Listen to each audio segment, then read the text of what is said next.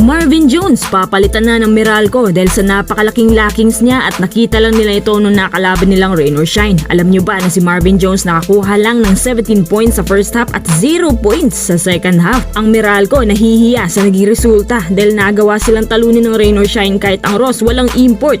Sa totoo lang, kung hindi pa nakalaban ng Ross ang Meralco, tiyak hindi nila makikita na si Jones pala ay hindi masyadong productive bilang import sana na dapat ay tumulong ng 55% sa opensa. Expected na yun mula sa kanila. Pero si Jones pa ang nagpabigat. Ang ginawa ng Ross, mas binilisan nila ang kanilang pacing as in mas mabilis pa sa normal nila na fast pace.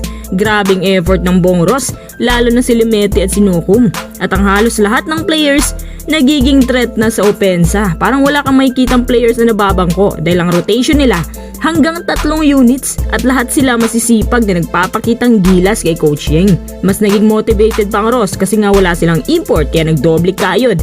Habang Meralco nakahabol sa ikatlong quarter, natalo pa rin sila. Pero sa palagay ko, kung hindi si Marvin Jones ang import ng Meralco, tiyak mag-iiba ang takbo ng laban. At ito na nga, ipapakilala na natin ang bagong import umano ng Converge na si Adama Sanogo, isang former Yukon Husky standout na kung saan pinangunahan nga niya ang kanyang team sa isang championship at nakakuha ng individual award the most outstanding player. Sanay sa overseas career, madaling maka-adjust at batak na batak sa physicality, high flyer, athletic scoring machine, at hindi tamad both ends of the floor, dominant din sa paint at unstoppable sa drive. Tumitira siya ng 44% sa 3-point field, 20 points per game sa NBA G League, 17 points per game sa Yukon. Pero tingnan nyo naman, 56% yan sa field goals. Literal talaga siya na pang all-around player. Sa palagay ko, kung ito lang yung kinuha ng Converge simulat sa pool, tiyak malaki ang may tutulong niya na punan ang mga broken play ng locals. Sana inisip naman ng Converge na kung may pera man lang sila at sana sinagad na lang din nila. Ang mali ng Converge sa sobrang saya nila kay Kelly, kahit di pa nila nakitang kabuang resulta, naka-advance payment kaagad yan ng Converge. Hindi mo na mapapalitan at gagamitin muna nila si Kelly hanggang sa matapos yung payments. Ayon sa Converge Insider na nakapanood ng practice ng team, habang nag-iensayo ay nanonood umano si Sanogo sa sideline na para bang naghihintay na lang ng go signal mula sa itaas. Baka mangyayari dyan, kahit advance na ang bayad kay Kelly, mas gugustuhin na lang nilang hayaan na si Kyler na umalis para agad nang mapalitan ang kanyang spot. Sa palagay ko, ito si Sanogo mapapalaban din yan sa ibang import sa PBA. Sa ngayon kasi, ang mga naitalang best import nagkaka-average ng above 30 points per game na si Bol Bol at si Jalen Johnson.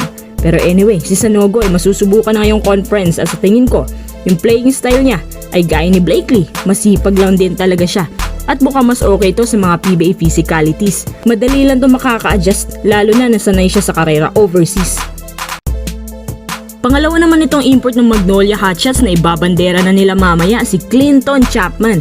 Pang European style ang brand, tumitira ng almost 30% sa 3-point field, 58% sa DOS, may 82% sa FT line. Nagkaka-average lang naman siya ng 17 points, 5 rebounds. Versatile, may handling at masasabi mo na consistent ang numbers niya since 2023. Alam niyo na kung gaano kasanay si Sanogo sa overseas, abay mas batak ito si Chapman na dati na nakapaglaro sa Japan, Italy, Switzerland, UAE, Kuwait, Lebanon, Qatar, USA, Turkey at pang-10 naman itong Pilipinas. Ang concern ng Magnolia dahil kabago-bago pa lang niya sa ating basketball community, sigurado mag-a-adjust pa din niya. Sabi nila, hindi daw masyadong athletic ang mga puti. Pero ibahin mo sa Chapman sa kanila. Gustong-gusto lang naman niya yung alley-oop passes. Yun lang daw motivation niya.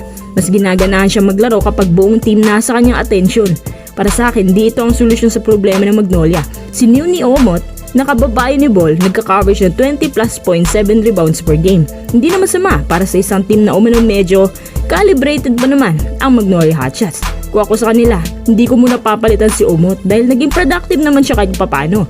Yan si Clinton Chapman, kapag di pa rin sila satisfied, alangan papalitan na naman nila. Pangatlong import na po yan. Sana naman may ahon na niyang Magnolia sa bad standings ngayon. Ano masasabi niyo sa mga bagong imports na naman sa PBA?